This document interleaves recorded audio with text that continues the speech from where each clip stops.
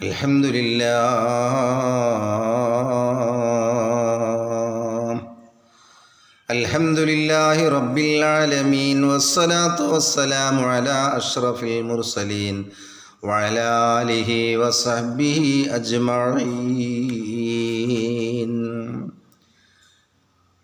ഖർബല യുദ്ധചരിത്ര കഥയിലേക്ക് നിങ്ങളുടെ ശ്രദ്ധ ഞാൻ ക്ഷണിക്കുകയാണ്. അഹദായ പെരിയോനിൽ സ്തുതി ഓതി തുടങ്ങുന്നേ, ആരംഭ നബി മേലിൽ സ്വലാത്തോതുന്നേ, റബ്ബിൻ മദദിനായി കരം നീട്ടി ഇതാ തേടുന്നേ,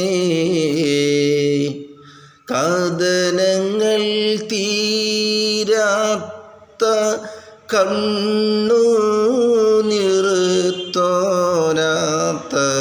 ഖർബല ചരിതവും പറഞ്ഞിടാനേ, നിന്നിൽ തൗഫീഖിനായി ഞങ്ങൾ ദുആ ചെയ്യുന്നേ. അഹദായ പെരിയോനിൽ സ്തുതി ഓതി തുടങ്ങുന്നേ, ആരംഭ നബി മേലിൽ സലാത്തോതുന്നേ, റബ്ബിൻ മദദിനായി കരം നീട്ടി ഇതാ തേടുന്നേ. അതെ, ഏതൊരു കാര്യം തുടങ്ങുമ്പോഴും ഹംദ് കൊണ്ടും ബിസ്മി കൊണ്ടും തുടങ്ങിയാൽ അതിൽ ബർക്കത്തുണ്ടാകുമെന്ന് അഷ്റഫുൽ വറ ത്വാഹ സ്വല്ലല്ലാഹു അലൈഹി വസല്ലം തങ്ങൾ പറഞ്ഞതനുസരിച്ചുകൊണ്ട് തന്നെ സർവശക്തനിൽ 1000 ഹംദുകൾ അർപ്പിച്ചുകൊണ്ടും അതുപോലെ തന്നെ ഹബീബായ നബി സ്വല്ലല്ലാഹു അലൈഹി വസല്ലം തങ്ങളിലും സഹാബത്തിലും സ്വലാത്തും സലാമും വർഷിപ്പിച്ചുകൊണ്ടും ഞാൻ നിങ്ങളുടെ ശ്രദ്ധ ഖർബല എന്ന ഐതിഹാസികമായ ചരിത്ര കഥയിലേക്ക് ക്ഷണിക്കുകയാണ്. ഹബീബായ നബി സ്വല്ലല്ലാഹു അലൈഹി വസല്ലം തങ്ങളുടെ വഫാത്തിന് ശേഷം ഇസ്ലാമിക റിപ്പബ്ലിക്കിൻ്റെ 1ാമത്തെ പ്രസിഡൻ്റായി ഭരണം ഏറ്റെടുത്തത് മഹാനായ അബൂബക്കർ സിദ്ദീഖ് റളിയല്ലാഹു തആല അൻഹു തങ്ങളായിരുന്നു. ഹബീബായ നബി തങ്ങളുടെ വഫാത്തിന് ശേഷം ഇസ്ലാമിക റിപ്പബ്ലിക്കിൻ്റെ 1ാമത്തെ ഖലീഫയായി സിദ്ദീഖ് റളിയല്ലാഹു തആല അൻഹു ഭരണം ഏറ്റെടുത്ത് അദ്ദേഹത്തിൻ്റെ ഭരണശേഷം പിന്നെ മഹാനായ ഉമർ ഇബ്നുൽ ഖത്താബ് അഥവാ ഉമർ ഫാറൂഖ് റളിയല്ലാഹു തആല അൻഹു ആയിരുന്നു ഇസ്ലാമിൻ്റെ 2ാം ഖലീഫ. അദ്ദേഹത്തിൻ്റെ ഭരണത്തിന് ശേഷം വഫാത്തായതിനു ശേഷം പിന്നെ ഇസ്ലാമിൻ്റെ ഭരണം ഏറ്റെടുത്തത് അള്ളാഹുവിൻ്റെ റസൂലിൻ്റെ 2 പെൺമക്കളെ വിവാഹം ചെയ്ത ദിന്നൂറൈനി എന്ന പേരിൽ അറിയപ്പെട്ട മഹാനായ ഉസ്മാൻ ബിൻ അഫ്ഫാൻ തങ്ങളായിരുന്നു. അദ്ദേഹവും വഫാത്തായ ശേഷം മരണശേഷം പിന്നെ ഇസ്ലാമിക റിപ്പബ്ലിക്കിൻ്റെ ഭരണമേറ്റെടുത്തത് മഹാനായ അലിയും കറമല്ലാഹു വജ്ഹഹു ആയിരുന്നു. അങ്ങനെ മദീനയെ ആസ്ഥാനമാക്കി തുല്യതയില്ലാത്ത നല്ല ഭരണം കാഴ്ചവെച്ചു കൊണ്ടിരിക്കുകയാണ് മഹാനായ അലിയും കറമല്ലാഹു വജ്ഹഹു. ആ സമയത്താണ് ആ മഹാനവർകൾ ഭരണമേറ്റെടുത്ത ഭാഗത്ത് നിന്ന് കർബല ചരിത്രം നമുക്കിങ്ങനെ തുടങ്ങാം. ഒരു നാൾ ആലിയാരും ബൈത്തിൽ നിന്നേ ഇറങ്ങി മസ്ജിദിലണഞ്ഞിടുന്നേ, തൊഴുത് മൂടിത്താവർ മടങ്ങും നേരം എത്തി ഷജറിൻ്റെ അടുത്തം നേരം കേട്ട് ബുക്കായിൻ്റെ സ്വരവും നേരിൽ കോടാനിറുത്തിയും അണഞ്ഞു നേരിൽ ഞെട്ടിത്തരിച്ചതാ അലി നിൽക്കുന്നേ, കണ്ട അജബിൻ്റെ കഥയോർത്തന്നേ. മഹാനായ അലിയാർ തങ്ങൾ സാധാരണ പതിവ് പോലെ ദുഹർ നിസ്കരിക്കാൻ വേണ്ടി പള്ളിയിൽ വന്നു എന്ന് മാത്രമല്ല, നിസ്കാരം കഴിഞ്ഞ് തിരിച്ച് തൻ്റെ കുതിരപ്പുറത്ത് കയറി വീടിനെ ലക്ഷ്യമാക്കി സഞ്ചരിക്കുന്ന സമയത്താണ് അങ്ങകലെ വഴിയിൽ നിൽക്കുന്ന ഈത്തപ്പനയുടെ ചുവട്ടിൽ നിന്നും ഒരു ചോരപ്പൈതലിൻ്റെ കരച്ചിൽ. ഉടനെ തന്നെ മഹാനായ അലിയും കറമല്ലാഹു വജ്ഹു ആ കുതിരപ്പുറത്തുനിന്നും ചാടിയിറങ്ങിയെന്ന് മാത്രമല്ല, മരത്തിൻ്റെ ചുവട്ടിലെത്തിയപ്പോൾ കണ്ട കാഴ്ച അദ്ദേഹത്തിനെ ഞെട്ടിപ്പിക്കുന്നതായിരുന്നു. ആരോ ഉപേക്ഷിച്ചു പോയിരിക്കുന്ന ഒരു ചോരക്കുഞ്ഞിൻ്റെ അട്ടഹാസമായിരുന്നു, കരച്ചിലായിരുന്നു മഹാനായ അലി തങ്ങൾ കേട്ടിരുന്നത്. ചുട്ടുപൊള്ളുന്ന മണരാരുണ്യത്തിൽ നിന്നും കുട്ടിയെ കോരിയെടുത്തുകൊണ്ട് പരിസരം മഹാനായ അലി തങ്ങൾ വീക്ഷിക്കുകയാണ്. കുട്ടിയെ ഉപേക്ഷിച്ച് പോയവരെ ആരെയും കാണുന്നില്ല. ഉടനെ തന്നെ ആ കുട്ടിയെ ചുമലിലേറ്റിക്കൊണ്ട് മഹാനായ അലിയും കറമല്ലാഹു വജ്ഹു തൻ്റെ വീട്ടിലേക്ക് തിരിക്കുകയാണ്. സബിയെയും കൂട്ടി അവർ വീട്ടിലന്നേ എത്തി ശുശ്രൂഷയും ചെയ്ത് കഴിഞ്ഞേ. സബിക്കൊരു ഇസ്മും അലിയാർ വിളിച്ചേ ഉമ്മുൽ ഹക്കീമെന്ന നാമമുറച്ചേ. കാലം പലതും കഴിഞ്ഞിടലായി ഉമ്മുൽ ഹക്കീമും വളർന്നിടലായി. വീട്ടിലെത്തേണ്ട താമസം കുട്ടിയെ കുളിപ്പിച്ച് പരിലാളനയോട് തൻ്റെ മക്കളായ ഹസൻ ഹുസൈൻ റളിയല്ലാഹു അൻഹുമ എന്നിവരോട് കൂടെ തന്നെ ഈ കുട്ടിയെയും താലോലിച്ച് മഹാനായ അലിയും കറമല്ലാഹു വളർത്തി. പെൺകുട്ടി ആയതിനാൽ തന്നെ വളർത്തുപുത്രിക്ക് അലി തങ്ങൾ തന്നെ ഒരു പേര് നിർദ്ദേശിക്കുകയാണ്. എന്തായിരുന്നു മഹാനായ അലിയാർ തങ്ങൾ നിർദ്ദേശിച്ച പേരെന്നറിയുമോ? അത് മറ്റൊന്നുമായിരുന്നില്ല, ഉമ്മുൽ ഹക്കീം എന്ന ആ കുട്ടിക്ക് മഹാനായ അലിയാർ തങ്ങൾ നാമകരണം ചെയ്യുകയാണ്. അങ്ങനെ കാലങ്ങൾ കഴിഞ്ഞു കടന്നുപോയി. ദിവസങ്ങൾ ആഴ്ചകളായി, ആഴ്ചകൾ മാസങ്ങളായി, മാസങ്ങൾ വർഷങ്ങളായി. കാലചക്രം കറങ്ങുകയാണ്. ഉമ്മുൽ ഹക്കീം എന്ന പെൺകുട്ടിക്ക് ഏതാണ്ട് 15 വയസ്സ് തികഞ്ഞപ്പോൾ ഒരു ദിവസം മഹാനവറുകളുടെ വീട്ടിൽ നിന്നും നോക്കിയാൽ കാണാവുന്ന അങ്ങകലെ ഓരങ്ങളിൽ വിളഞ്ഞു നിൽക്കുന്ന ഈത്തപ്പനയിൽ നിന്നും പഴങ്ങൾ പറിച്ചുകൊണ്ടിരിക്കുന്ന ഉമ്മുൽ ഹക്കീമിൻ്റെ അരികിലേക്കതാ ഒരു ചെറുപ്പക്കാരൻ മന്ദം മന്ദം നടന്നു വരികയാണ്. കാര്യങ്ങൾ മനസ്സിലാക്കാൻ പ്രായമെത്താത്ത പെൺകുട്ടി ആ യുവാവിനോട് ചോദിച്ചു, നിങ്ങളുടെ പേരെന്താണ്? എന്തിനാണ് ഇവിടെ വന്നത്? ഉടനെ തന്നെ ചെറുപ്പക്കാരൻ പറഞ്ഞു, എൻ്റെ പേര് യസീദ് എന്നാണ്. ഞാനിവിടെ വന്നത് നിന്നെ കാണാൻ വേണ്ടിയാണ്. നീ പഴം പറിക്കാൻ വരുമ്പോഴെല്ലാം നിന്നെ ഞാൻ കാണാറുണ്ട്. എനിക്ക് നിന്നോട് വല്ലാത്ത ഇഷ്ടമാണ്. അതിനാൽ നീ എൻ്റെ കൂടെ വരണം. യസീദാകുന്ന ചെറുപ്പക്കാരൻ്റെ വാക്ക് കേട്ട് ഒരു ഞെട്ടലോടുകൂടെ പേടിച്ചരണ്ട് വീട്ടിലേക്കതാ ആ പെൺകുട്ടി ഒരൊറ്റ ഓട്ടമായിരുന്നു. തിരിഞ്ഞു നോക്കിയത് മഹാനായ അലിയാർ തങ്ങളുടെ വീട്ടിൽ എത്തിയതിന് ശേഷം. എത്തി ആലിയാരെ സവിധത്തിലായി പൊട്ടിക്കരഞ്ഞവൾ വിവരിക്കലായി. കണ്ട് ഏനൈ മുന്നിൽ ഒരു ശാപം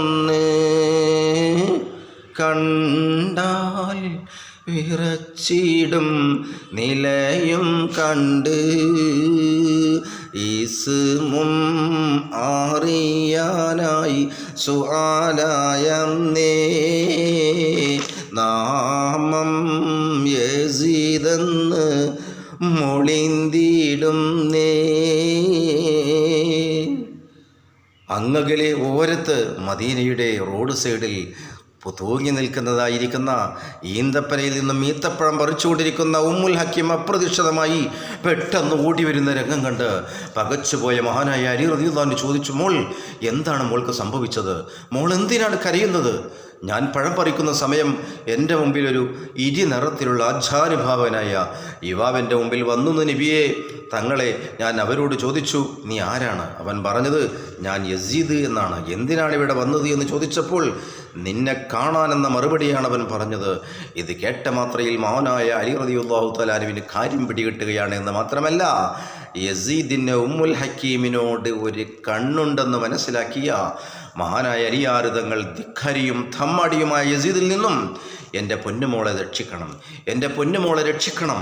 അതിനെന്താണ് വഴി? സാധാരണ പെണ്ണിനെ അന്വേഷിച്ചുകൊണ്ട് അങ്ങോട്ടാണ് പോകാറുള്ളതെങ്കിലും മഹാനായ അലിയാർ തങ്ങൾ തൻ്റെ മോൾക്ക് ഒരു പുതിയാപ്പിളമാരെ അന്വേഷിച്ചുകൊണ്ട് ഒരു പുതിയാപ്പിളയെ കിട്ടാൻ വേണ്ടി പല ഭാഗങ്ങളും പല നാടുകളിലും അന്വേഷിച്ച് കറങ്ങുകയാണ് മഹാനായ അലിയാർ തങ്ങൾ. പക്ഷേ മാസങ്ങളോളം തിരഞ്ഞിട്ടും വരുന്ന പുതിയാപ്പിളമാരെല്ലാം കുട്ടിയുടെ ഉമ്മയുടെയും ഉപ്പയുടെയും കാര്യം പറയുമ്പോൾ തിരിച്ചു പോവുകയാണ്. നിരാശയോടെ മഹാനായ അലിയാർ തങ്ങൾ തൻ്റെ വീട്ടിൽ കഴിഞ്ഞുകൂടുകയാണ്. ഇനി എന്തു ചെയ്യും? എൻ്റെ പൊന്നോമന മകളായ എൻ്റെ വളർത്തുപുത്രി ഉമ്മുൽ ഹക്കീമിനൊരു പുതിയാപ്പിളക്ക് പല നാടുകളിലും അന്വേഷിച്ച് ഈ വിവാഹം അന്വേഷിച്ച് വരുന്നവരൊക്കെ മടങ്ങിപ്പോവുകയാണ്. കാരണം കുട്ടിക്ക് ഉമ്മയും ബാപ്പിയില്ല, വളർത്തുപുത്രിയാണ്. ഇത് പറയുമ്പോൾ എല്ലാവരും തിരിച്ചു പോവുകയാണ്. അങ്ങനെ മുഷിപ്പോടെ ആലിയാരും ഇരിക്കും പോതിൽ ഒരു ശാപും അടുത്തെത്തി സലാമും നേരിൽ മടക്കിടതലിയാരും നിരാശയിലിരുന്ന് അതിസൗത്തിൽ അവനത സലാമിണ്ടും മുരത്ത്. മടക്കിടതലിയാരും നിരാശയിലിരുന്ന് അതിസൗത്തിൽ അവനത സലാമിണ്ടും മുരത്ത്. ഊജത്തപ്പോൾ ആലിയാരും മടക്കി പിന്നെ വിശേഷങ്ങൾ യുവാവിനായി തിരക്കിടും നേ. അങ്ങനെ മഹാനായ അലിയാർ തങ്ങൾ തൻ്റെ വളർത്തുപുത്രിക്ക് ഒരു പുതിയാപ്പിളയെ കിട്ടാത്ത നിരാശയിൽ അവിടെ ഇരിക്കുന്ന സമയത്താണ് പെട്ടെന്ന് ഒരാൾ വന്നുകൊണ്ട് സലാം പറയുകയാണ്. പക്ഷേ സലാം മടക്കിയില്ല. വീണ്ടും അയാൾ വന്ന് സലാം ചൊല്ലി, മടക്കിയില്ല. മൂന്നാമത്തെ വട്ടം അസ്സലാമു അലൈക്കും എന്ന് പറഞ്ഞുകൊണ്ട് കുറച്ച് ഉച്ചത്തിൽ ശബ്ദത്തിലധികം സലാം ചൊല്ലി. ഉടനെ തന്നെ മഹാനായ അലിയാർ തങ്ങൾ സലാം മടക്കുകയാണ്. വന്ന ചെറുപ്പക്കാരൻ നുഅ്മാനാണ്. നുഅ്മാനോട് ചോദിച്ചു, എന്താണ് അലിയാർ തങ്ങളെ നിങ്ങളുടെ മുഖത്തൊരു നിരാശ എന്താണ്? നുഅ്മാൻ ചോദിക്കുകയാണ്, അലിയാർ തങ്ങളെ എന്താ നിങ്ങളുടെ മുഖത്തൊരു ടെൻഷൻ, ഒരു ദുഃഖം എന്താണ് എന്ന് ചോദിച്ചു. ഉടനെ തന്നെ മഹാനായ അലി തങ്ങൾ നുഅ്മാനോട് പറഞ്ഞു, നുഅ്മാനെ, എൻ്റെ പോറ്റുമകൾ ഉമ്മുൽ ഹക്കീമിനെ ഒരു പുതിയാപ്പിള അന്വേഷിച്ച് മാസങ്ങളായി ഞാൻ കറങ്ങി നടക്കുന്നു. പലരും വന്നു കണ്ടു, പക്ഷെ ഒരു കാര്യം അറിയിക്കുമ്പോൾ എല്ലാവരും തിരിച്ചു പോകുകയാണ്. നുഅ്മാനെ, കുട്ടിക്ക് ഉമ്മയും ബാപ്പിയില്ല എന്ന് കേൾക്കുമ്പോൾ എല്ലാവരും തിരിച്ചു പോകുന്നു. അതിനാൽ ഞാൻ ആകെ വളരെ ദുഃഖത്തിലാണ്, ടെൻഷനിലാണ്, ദുഃഖത്തിലാണ് എന്ന് മഹാനായ അലിയാർ തങ്ങൾ നുഅ്മാനോട് പറഞ്ഞപ്പോൾ നുഅ്മാൻ ഇത് കേൾക്കേണ്ട താമസം അലി തങ്ങളോട് പറയുകയാണ്. എന്ത് എന്ന് കവി തന്നെ വിവരിക്കട്ടെ. നുഅ്മാനും ആലിയാരിൽ ഫർഹാലെ വിരുത്തും മറുളിയെങ്കിൽ ഞാനും ഇണയാക്കിടാം അവളെ വെളിയും കഴിക്കാനായി ഒരുക്കം എന്ന് ആർഭാടം അതും മറ്റും ഒഴിവാക്കിനോ മാനിൽ മംഗല്യം നടത്തിയേ അലിയാരം നാൾ.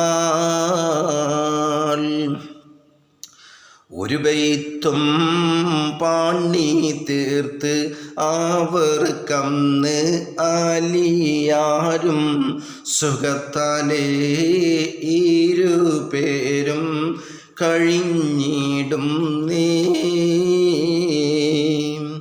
അലിയാർ ടെൻഷൻ കണ്ട് നുഅ്മാൻ അലിയാരോട് പറയുകയാണ്, നിങ്ങൾക്ക് സമ്മതമാണെങ്കിൽ, നിങ്ങൾക്ക് തൃപ്തിയാണെങ്കിൽ നിങ്ങളുടെ പോറ്റുമകൾ ഉമ്മുൽ ഹക്കീമിനെ ഞാൻ വിവാഹം കഴിക്കാം. ഇതങ്ങ് കേൾക്കേണ്ട താമസം. സന്തോഷം കൊണ്ട് തുള്ളിച്ചാടിയ മഹാനായ അലിയാർ തങ്ങൾ വിവാഹത്തിനുള്ള ഒരുക്കങ്ങൾ നടത്തുകയാണ്. പുതിയാപ്പിളെ പറ്റി ഇനി അന്വേഷിക്കേണ്ടതില്ല. കാരണം 5 വഖത്തും മദീന പള്ളിയിൽ വന്ന് ജമാഅത്തായി നിസ്കരിക്കുന്ന ചെറുപ്പക്കാരനാണ്. ഏതായാലും ഉമ്മുൽ ഹക്കീമിനെ ആർഭാടങ്ങളും ആഘോഷങ്ങളുമൊക്കെ ഒഴിവാക്കിക്കൊണ്ട് നുഅ്മാനിൻ്റെ നിക്കാഹ് ചെയ്തു കൊടുക്കുകയാണ് മഹാനായ അലിയാർ തങ്ങൾ. മാത്രവുമല്ല, അവർക്ക് താമസിക്കാൻ വേണ്ടി തൻ്റെ വീടിൻ്റെ തൊട്ടടുത്തൊരു അതിമനോഹരമായ വീടും അലിയാർ തങ്ങൾ തന്നെ വെച്ചു കൊടുക്കുകയാണ്. എന്ന് മാത്രമല്ല, അങ്ങനെ അതിമനോഹരമായ രീതിയിൽ സന്തോഷത്തോടുകൂടി അവർ രണ്ടുപേരും ജീവിതം തള്ളി നീക്കിക്കൊണ്ടിരിക്കുകയാണ്. അങ്ങനെ കാലചക്രം കറങ്ങിയെന്ന് മാത്രമല്ല, ഒരിക്കൽ മഹാനായ അലിയാർ തങ്ങൾ മദീനയിൽ നിന്നും ഷാമിലേക്കൊരു കച്ചവട സംഘത്തിൻ്റെ വർത്തമാനം അറിയാൻ തൻ്റെ ദുൽദുൽ കുതിരപ്പുറത്ത് കയറി യാത്ര തിരിക്കുകയാണ് ഈ സമയം. യാത്രയും തിരിച്ചവർ